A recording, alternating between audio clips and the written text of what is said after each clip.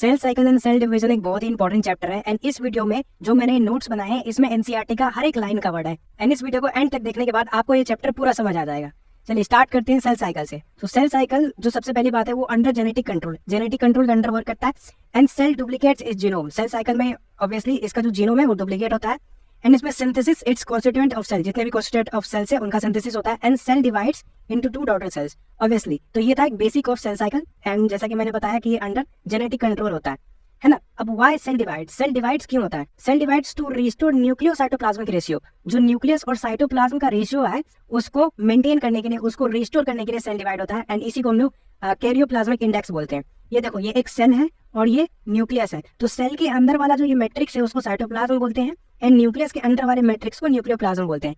Cytoplasm के division को cytokinesis बोलते हैं एंड न्यूक्लियोप्लाज्म के डिवीजन को यानी न्यूक्लियस के डिवीजन को कैरियोकाइनेसिस बोलते हैं। चलिए अब इस साइकिल को एक बार डिटेल में देख लेते हैं। तो जैसा कि हम सब जानते हैं कि सबसे पहले एम फेज आता है, देन उसके बाद इंटरफेज आता है, देन अगेन एम फेज आ जाता है। जो इंटरफेज है वो बीच वाला फेज है जिसमें हमें G1 phase, S phase and G2 phase देखने को मिलता है एंड जो ये इंटरफेज है इसको हम लोग रेस्टिंग फेज बोलते हैं। रेस्टिंग फेज क्यों बोलते हैं? क्योंकि यहाँ पे प्रिपरेशन फॉर सेल डिवीजन हो रहा होता है। ये टिपिकल डायग्राम है सेल साइकिल का जिसमें सब हमने इंटरफेज देखना है एंड एम फेज देखना है, ठीक है। जो इंटरफेज है वो 95% टाइम लेता है कंप्लीट होने के लिए, वहीं पर जो एम फेज है वो ओनली 5% टाइम लेता है कंप्लीट करने के लिए।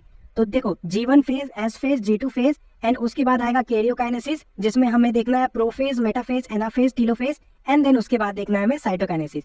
जो G1 फेज है वो लार्जेस्ट फेज होता है एंड यदि ड्यूरेशन ऑफ सेल साइकिल की बात करें so duration of cell cycle varies with organism and cell type. Organism पे वेरी करेगा एंड सेल टाइप पे वेरी करेगा। फॉर एग्जांपल ह्यूमन सेल का जो सेल साइकिल का ड्यूरेशन है वो 24 आवर होता है जिसमें इंटरफेज 95% टाइम लेगा which is 23 hours and M phase 5% time लेगा विच इज 1 आवर। जो यीस्ट सेल है उसका ड्यूरेशन होता है 90 मिनट्स जिसमें इंटरफेज 85 मिनट्स लेगा एंड एम फेज 5 मिनट्स लेगा। नेक्स्ट है इंटरफेज। इंटरफेज को डिटेल में देखें तो सबसे पहले हमें इसमें देखना है G1 फेज जिसको गैप 1 फेज भी बोलते हैं। तो ये post mitotic and pre synthetic phase है। पोस्ट माइटोटिक यानी कि ये देखो G1 फेज एम फेज से बाद आ रहा है यानी कि माइटोसिस के बाद आ रहा है एंड एस फेज के पहले आ रहा है, that is why it is post mitotic phase यानी एम फेज के बाद आएगा एंड प्री सिंथेटिक फेज यानी एस फेज से पहले आएगा। इसमें duplication of maximum cell organelle देखने को मिलता है एंड यहाँ पे हमें प्रोटीन एंड आरएनए का भी सिंथेसिस देखने को मिलेगा एंड जो G1 फेज है वो मेटाबॉलिकली एक्टिव सेल्स, इसमें जो सेल्स है वो मेटाबॉलिकली एक्टिव होते हैं यहाँ पे। चलिए नेक्स्ट है सिंथेटिक फेज जिसको हम लोग एस फेज बोलते हैं। इसमें डीएनए का रेप्लिकेशन एंड डीएनए का डुप्लीकेशन होता है इन न्यूक्लियस में एंड सेंट्रियोल का भी डुप्लीकेशन होता है इन साइटोप्लाज्म में। देखो जो यहाँ पे डीएनए का जो अमाउंट है वो डबल हो जाएगा बट क्रोमोसोम का नंबर है उसमें किसी भी तरीके का कोई चेंज नहीं आएगा। बात करें यदि गैप 2 फेज की तो ये post synthetic phase and pre mitotic phase है यानी कि जो G2 फेज है वो S फेज के बाद आ रहा है, that is why it is post synthetic phase and M phase के पहले आ रहा है, that is why it is called pre mitotic phase. जो G2 फेज है इसमें भी प्रोटीन सिंथेसिस होता है। कौन सा प्रोटीन? ट्यूबुलिन प्रोटीन का सिंथेसिस होगा एंड यहाँ पे जो सेल ग्रोथ है वो आगे कंटिन्यू होगा। नाउ नेक्स्ट है एम फेज। जो एम फेज है उसको भी हम लोग डिटेल में देखेंगे। जो एम फेज है वो मोस्ट ड्रामेटिक फेज होता है एंड जो माइटोसिस है जैसा कि हमें पता है कि वो इक्वेशनल डिवीजन शो करता है। चलिए एम फेज में हम लोग पहले देख रहे हैं कैरियोकाइनेसिस, ठीक है। कैरियोकाइनेसिस में prophase, metaphase, anaphase and telophase देखने को मिलता है। जो प्रोफेज है उसमें आप ये जो पार्ट देख रहे हो ये ब्लू वाला पार्ट जो ये सेंट्रोसोम से निकल रहा है, ये देखो ये क्या है इसको मैं आपको बता दूं तो ये है सेंट्रोसोम और ये जो ग्रीन वाले पार्ट है ये सेंट्रियोल्स। इससे हमारे पास जो ये माइक्रोट्यूब्यूल्स निकल रहे हैं ये भी एस्टर रहे हैं जो आगे जाके स्पिंडल फाइबर्स बनाते हैं, ठीक है। और जो स्पिंडल फाइबर है यहाँ देखो मेटाफेज में कंप्लीट स्पिंडल फाइबर टोटल बन जाएंगे एंड एस्टर ले प्लस स्पिंडल फाइबर कंप्लीट हमारे होते हैं माइटोटिक एपरेटस, ठीक है। इसको आप लोग को याद रखना है। एंड प्रोफेज में क्या चीज होता है? इसमें क्रोमेटिन कंडेंसेशन स्टार्ट होता है। क्रोमेटिन कंडेंसेशन स्टार्ट होगा, chromosome just visible, just seen यानी जस्ट दिखने चालू हो जाएंगे। सेंट्रियोलर मूवमेंट चालू हो जाएगा, ये देखो ये सेंट्रियोल इसका मूवमेंट चालू हो जाएगा, दोनों अपोजिट एंड में जाना चालू हो जाएंगे। एंड क्या? एंड इसमें disintegration of nuclear membrane start हो जाएगा। जो न्यूक्लियर मेम्ब्रेन है ये देखो ये न्यूक्लियर मेम्ब्रेन का डिसइंटीग्रेशन चालू हो जाएगा and disappearance of cell organelle इसमें हो जाएगा जो कि लेट प्रोफेज, जब प्रोफेज मतलब आखिरी पे जा रहा होता है, एंड पे जा रहा होता है, तब यहाँ पे डिसअपियरेंस ऑफ सेल ऑर्गेनेल्स चालू हो जाते हैं। एंड क्या? एंड इसमें स्पिंडल फाइबर फॉर्मेशन हो जाएगा। चलिए मेटाफेज में देखें तो मेटाफेज में जो प्रोफेज में क्रोमेटिन कंडेंसेशन स्टार्ट हुआ था, मेटाफेज में क्रोमेटिन कंडेंसेशन कंप्लीट हो जाएगा। प्रोफेज में क्रोमोसोम जस्ट विजिबल हो रहे थे, मेटाफेज में क्रोमोसोम क्लियरली विजिबल हो जाएंगे एंड जो प्रोफेज में disintegration of nuclear membrane start हो रहा था, मेटाफेज में complete disintegration of nuclear membrane हो जाएगा एंड यही कहलाता है बिगनिंग ऑफ मेटाफेज। क्या है beginning of metaphase? Complete disintegration of nuclear membrane. और जो मेटाफेज है वो बेस्ट स्टेज है to study morphology of chromosome and जो मेटाफेज क्रोमोसोम है वो made up of two sister chromatids which is held by centromere। है ना। देखो ये 2 सिस्टर क्रोमेटिड्स, एक क्रोमेटिड है, दूसरा chromatid which is held by centromere. Centromere आप जानते हो बीच वाले पार्ट को बोलते हैं। एंड इसमें क्या मेटाफेज में सबसे इंपॉर्टेंट चीज है कि जो क्रोमोसोम है वो अलाइन एट इक्वेटर प्लेट। ये देखो ये बीच में यदि आप एकदम स्ट्रेट लाइन खींच दो तो इसी को हम लोग इक्वेटर बोल देते हैं, या इसी को मेटाफेज भी बोला जा सकता है। एंड ये जो लास्ट वाला लाइन है ये बहुत इंपॉर्टेंट लाइन है, कई बार एग्जाम्स में आया है कि spindle fibre attach to kinetochore, ये किस स्टेज में देखने को मिलता है, ये हमें देखने को मिलता है मेटाफेज स्टेज में। चलिए नेक्स्ट है एनाफेज। एनाफेज में शॉर्टनिंग ऑफ स्पिंडल फाइबर्स हो जाता है, यानी स्पिंडल फाइबर का शॉर्टनिंग होना चालू हो जाएगा। दैट्स व्हाई इसमें क्रोमोसोम स्प्लिटिंग हो जाएगा। देखो शॉर्टनिंग ऑफ स्पिंडल फाइबर यदि होगा तो उसके कारण से क्रोमोसोम का स्प्लिटिंग होना चालू हो जाएगा। एंड इसमें जो सिस्टर क्रोमैटिड्स है वो भी सेपरेट हो जाएंगे and move to opposite pole. देखो यहाँ पे जो मेटाफेज में इसमें सिस्टर क्रोमैटिड्स अटैच थे, जो एनाफेज है इसमें सिस्टर क्रोमैटिड्स सेपरेट हो जाएंगे और अपोजिट पोल में चले जाएंगे। एंड अपोजिट पोल में कुछ इस प्रकार जाएंगे जो इसका जो टेल है वो पीछे की तरफ रहेगा, यानी कि ट्रेलिंग बिहाइंड। और वही हमारा नेक्स्ट पॉइंट है कि जो क्रोमोसोम है वो मूव टुवर्ड्स पोल, है ना, move towards pole with arms trailing behind. ये वाले जो आर्म्स है वो ट्रेलिंग बिहाइंड है। ठीक है, एक बार वापस एनाफेज को देख लेते हैं। इसमें शॉर्टनिंग ऑफ स्पिंडल फाइबर्स होगा, क्रोमोसोम का स्प्लिटिंग होगा, जो सिस्टर क्रोमैटिड्स है वो सेपरेट होंगे and move toward opposite pole. And जो क्रोमोसोम है वो move towards pole with arm trailing behind. जो ये आपका आर्म्स देख रहे हो वो ट्रेलिंग बिहाइंड पीछे की तरफ होकर जाएंगे एंड इसी में आपका क्रोमोसोम नंबर डबल हो जाएगा। नेक्स्ट है हमारे पास टेलोफेज। टेलोफेज जो है वो फेज ऑफ 2 न्यूक्लियस को बोलते हैं एंड इसमें डीकंडेंसेशन ऑफ क्रोमोसोम होता है। ये बेसिकली टेलोफेज प्रोफेज का आपको उल्टा देखने को मिलेगा। प्रोफेज में कंडेंसेशन स्टार्ट होता है, इसमें डीकंडेंसेशन ऑफ क्रोमोसोम हो जाएगा। एंड क्या, एंड टेलोफेज में chromosome lost their identity, chromosome यहाँ पे अपना आइडेंटिटी लॉस्ट कर देते हैं। एंड और क्या, इसमें रीअपियरेंस ऑफ सेल ऑर्गेनल देखने को मिलता है। जो प्रोफेज था उसमें डिसअपियरेंस हो रहा था, जो टेलोफेज है उसमें रीअपियरेंस ऑफ सेल ऑर्गेनल होता है एंड इसमें स्पिंडल फाइबर का ब्रेक डाउन हो जाएगा। नेक्स्ट है यार साइटोकाइनेसिस। तो साइटोकाइनेसिस हम एनिमल सेल और प्लांट सेल दोनों में देखेंगे। जो एनिमल सेल है साइटोकाइनेसिस यानी कि साइटोप्लाज्म डिवीजन के दौरान इसमें फरो फॉर्मेशन होगा। तो एनिमल सेल में फरो फॉर्मेशन होता है बाय माइक्रोफिलामेंट और ये सेंट्रीपिटल ऑर्डर में होता है। सेंट्रीपिटल ऑर्डर यानी कि इनवर्ड, देखो अंदर की तरफ होगा फरो फॉर्मेशन। बात करती है प्लांट सेल में, तो प्लांट सेल में सेल प्लेट का फॉर्मेशन होता है जो आखिर में कन्वर्ट हो जाएगा, बाद में जाके मिडिल लेमिना में वो कन्वर्ट हो जाएगा। एंड जो सेल प्लेट का फॉर्मेशन होता है वो माइक्रोट्यूब्यूल्स के द्वारा होता है एंड ये सेंट्रीफ्यूगल ऑर्डर में होगा। सेंट्रीफ्यूगल ऑर्डर यानी कि आउटवर्ड, देखो आउटवर्ड ऑर्डर में सेल प्लेट का फॉर्मेशन हो रहा है। एंड जो साइटोकाइनेसिस फेलियर यानी कि यदि साइटोकाइनेसिस फेल हो गया, cytokinesis failure means when karyokinesis not followed by cytokinesis, तो इसी को हम लोग साइटोकाइनेसिस फेलियर बोलते हैं। एंड इसमें मल्टी न्यूक्लिएटेड कंडीशन हो जाता है जिसको सिंसिटियम कंडीशन भी बोलते हैं। इसके एग्जांपल है liquid coconut and tapetum. Next है हमारा सिग्निफिकेंस ऑफ माइटोसिस। माइटोसिस का क्या सिग्निफिकेंस है, जैसा कि हम जानते हैं माइटोसिस को इक्वेशनल डिवीजन बोलते हैं। ठीक है, तो इसका सिग्निफिकेंस है जेनेटिक आइडेंटिकल डॉटर। इसमें जेनेटिकली आइडेंटिकल डॉटर बनते हैं। In plant cell both haploid and diploid cell both divide mitotically. Plant cell में both haploid and diploid cell दोनों माइटोटिकली डिवाइड होते हैं। In animal cell mitosis only seen in diploid somatic cell. इसमें जो animal cell में ज्यादातर seen करते हैं डिप्लॉइड सोमैटिक सेल में, बट इसके कुछ एक्सेप्शन भी देखने को मिलते हैं। फॉर एग्जांपल मेन हनी भी हैप्लॉइड है, बावजूद इसमें माइटोसिस हमें देखने को मिलता है। एंड जो एनसीईआरटी का बहुत इंपॉर्टेंट लाइन है जिसपे क्वेश्चन भी आए हुए हैं, mitosis usually restricted in diploid cell only. Mitosis restricted होते हैं डिप्लॉइड सेल तक, बट सम सोशल इंसेक्ट, क्या चीज, some social insect and some lower plants haploid cell also divide by mitosis. कुछ सम सोशल इंसेक्ट में and some lower plants में ये जो हैप्लॉइड सेल है वो भी डिवाइड कर जाते हैं बाय माइटोसिस, बट जनरली जो माइटोसिस है वो usually restricted to diploid cells only. And और क्या इसका सिग्निफिकेंस है, ये रिस्टोर करता है न्यूक्लियोसाइटोप्लाज्मिक रेशियो जैसा कि हमने बात किया था। एंड और क्या, एंड सेल रिपेयर करता है। जो मेरिस्टेमेटिक टिश्यू है which is apical and lateral cambium, जो माइटोसिस है वो result in continuous growth of plant throughout the life. वो कंटिन्यूअस ग्रोथ ऑफ प्लांट कराएगा throughout their life. Next is G nought stage. G nought stage बहुत important है। इसमें क्या है कि some cell exit cell cycle and do not exhibit cell division. Cell cycle से exit कर जाते हैं, जीवन से एग्जिट कर जाते हैं। देखो सेल एग्जिट जीवन एंड एंटर इन जीनोट, है ना, और जीनोट को क्विसेंट स्टेज भी बोलते हैं।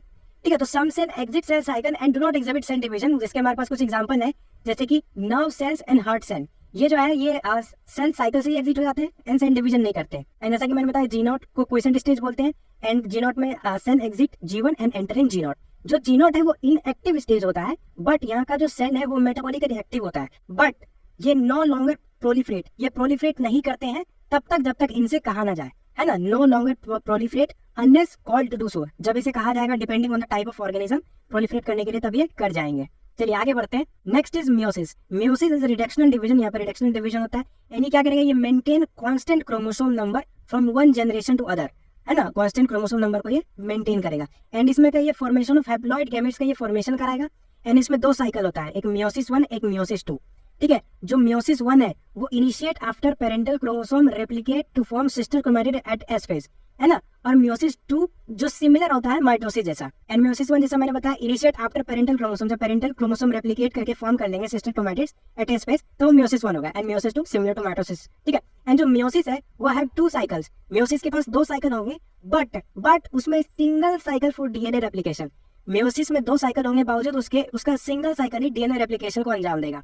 एंड और क्या, ये डायग्राम देख लीजिए, जैसे डिप्लॉयड सेल है, इसमें म्योसिस 1 होके हाफ हो जाएगा, एंड इसमें म्योसिस 2 बिल्कुल माइटोसिस जैसा इक्वेशनल डिवीजन हो जाएगा, ठीक है। एंड इस तरह के यदि आपको न्यूमेरिकल दिखे तो G1 फेज से म्योसिस 1 फेज एंड उसके बाद म्योसिस 2 फेज, इसके बीच में क्या इवेंट्स होते हैं वो देख लीजिए। G1 फेज से म्योसिस 1 फेज के बीच में क्रोमोसोम नंबर आधा होगा, डीएनए का अमाउंट सेम रहेगा। म्योसिस 1 से म्योसिस 2 के बीच में डीएनए आधा होगा बट क्रोमोसोम नंबर सेम रहेगा। तो क्रोमोसोम नंबर यदि G1 में 46 है तो म्योसिस 1 में वो आधा होकर 23 हो जाएगा, बट म्योसिस 2 में वो सेम ही रहेगा। डीएनए का अमाउंट G1 में 90 है तो म्योसिस 1 में डीएनए सेम रहेगा, बट म्योसिस 2 में जो डीएनए आधा होकर 45 हो जाए। तो ये काफी इंपॉर्टेंट चीज है, इसे याद रखना। Alright, next is meiosis 1। Meiosis 1 में पहले देख रहे हैं हम लोग प्रोफेज 1। प्रोफेज 1 में बहुत सारे फेज है, that is leptotene, zygotene, pachytene, diplotene and diakinesis. जो प्रोफेज 1 है वो मोर कॉम्प्लेक्स होता है। क्यों? क्योंकि यार देखो इसमें कितने सारे स्टेज देखने को मिलते हैं। जो लेप्टोटीन है, लेप्टोटीन इसमें क्या होता है, इसमें chromosome gradually visible under light microscope, and इसको ऑब्वियसली अर्ली प्रोफेज भी बोलते हैं। जो जाइगोटीन है इसमें साइनोप्टिनिमल कॉम्प्लेक्स का फॉर्मेशन होता है ना, साइनेप्सिस ऑफ होमोलोगस क्रोमोसोम। ये देखो ये होमोलोगस क्रोमोसोम है, इसके बीच में ये साइनेप्सिस होके साइनोप्टिनिमल कॉम्प्लेक्स का फॉर्मेशन हो जाएगा। एंड इसमें बाइवेलेंट और टेट्राड बनते हैं। बाइवेलेंट यानी कि 2 क्रोमोसोम और टेट्राड यानी कि 4 क्रोमेटेड। यदि आपको बाइवेलेंट और टेट्राड नहीं समझा तो आप ये देखो, यहाँ पे देखो, ये एक क्रोमोसोम हो गया टोटल, ये दूसरा क्रोमोसोम हो गया। क्रोमोसोम डिसाइड होता है नंबर ऑफ सेंट्रोमेयर से। देखो 2 सेंट्रोमेयर है तो 2 क्रोमोसोम यहाँ पे आपको देखने को मिल गए। बट क्रोमेटिड एक स्ट्रैंड को बोलते हैं, ये एक क्रोमेटिड, ये दूसरा क्रोमेटिड, ये तीसरा क्रोमेटिड, ये चौथा क्रोमेटिड। तो टोटल यहाँ पे 4 क्रोमेटिड देखने को मिलेंगे। बट क्योंकि यहाँ पे 2 सेंट्रोमेयर है तो इसे हम लोग 2 क्रोमोसोम ही बोलेंगे। एंड जो एक वाला पार्ट है, एक क्रोमोसोम का पार्ट है, ये देखो ये वाला जो क्रोमेटिड है, ये वाला क्रोमेटिड है, दोनों आपस में सिस्टर क्रोमेटिड कहलाएंगे। बट ये वाला क्रोमेटिड, इसका एक क्रोमेटिड और इसका एक क्रोमेटिड, ये दोनों नॉन सिस्टर क्रोमेटिड कहलाएंगे। और जो साइनोप्टिनिमल कॉम्प्लेक्स आप लोग देख रहे हो, ये एक इसका क्रोमेटिड और दूसरा इसका क्रोमेटिड यानी कि नॉन सिस्टर क्रोमेटिड के बीच में बन रहा है। तो ये चीज आप लोग याद रखना अच्छे से, ठीक है। तो हमारा ये जाइगोटीन हो गया। जाइगोटीन में जैसा कि बाइवेलेंट और टेट्राड बना। चलिए पैकेटीन देख लेते हैं। पैकेटीन में जो मेन चीज है इसमें क्रॉसिंग ओवर होता है। कैसे होता है वो भी देखते हैं। जो पैकेटीन है इसमें बाइवेलेंट और टेट्राड जो जाइगोटीन में बने वो क्लियरली विजिबल हो जाते हैं। एंड इसमें और क्या, इसमें रिकॉम्बिनेशन नोड्यूल्स बनते हैं एट क्रॉसिंग ओवर। जहाँ पे क्रॉसिंग ओवर होगा वहाँ पे रिकॉम्बिनेशन नोड्यूल बनेंगे। क्रॉसिंग ओवर क्या होता है ये इसको डिटेल में समझते हैं। ये साइट ऑफ रिकॉम्बिनेशन नोड्यूल है जहाँ पे रिकॉम्बिनेशन हो रहा है इन दोनों का, इन रिकॉम्बिनेशन बनके क्रॉसिंग ओवर बना रहे हैं। That is why it is called site of recombination nodule.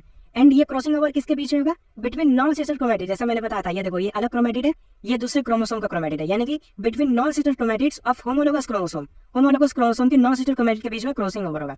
And ये क्या, जो पैकेटीन है वो एंजाइम मेडिएटेड प्रोसेस है, यानी कि एंजाइम रिक्वायर्ड है इसके लिए। कौन सा एंजाइम, रिकॉम्बिनेज एंजाइम। एंड जो क्रॉसिंग ओवर है वो कंप्लीट हो जाता है at the end of pachytene.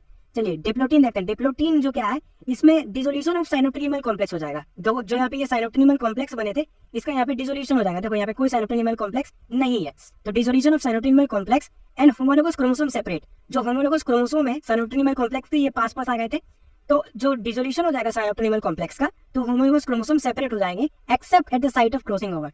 Accept at the site of crossing over, जहाँ पे क्रॉसिंग ओवर हुआ था उसके अलावा वो सेपरेट हो जाएंगे। एंड जहाँ पे क्रॉसिंग ओवर हुआ था, यहाँ पे इस फेज में, डिप्लोटीन फेज में, इसमें एक्स शेप चिजमाटा का फॉर्मेशन हो जाएगा, ठीक है। एंड इसमें क्या, X shape chiasmata form at crossing over, जैसा कि मैंने बताया था। और ये काफी इंपॉर्टेंट है, आप लोग याद रखिएगा।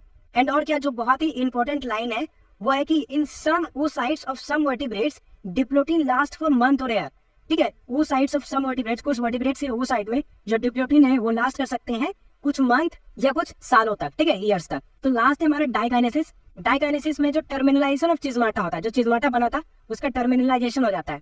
एंड और क्या, इसमें क्रोमोसोम फुल्ली कंडेंस हो जाते हैं एंड स्पिंडल फाइबर फॉर्म हो जाता है। At the end of diakinesis, diakinesis के एंड में जो न्यूक्लियोलस है वो पूरा डिसअपियर हो जाएगा एंड न्यूक्लियर इनवेलप का ब्रेक डाउन हो जाएगा।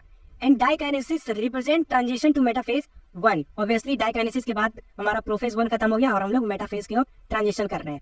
चलिए मेटाफेज 1 आ गया।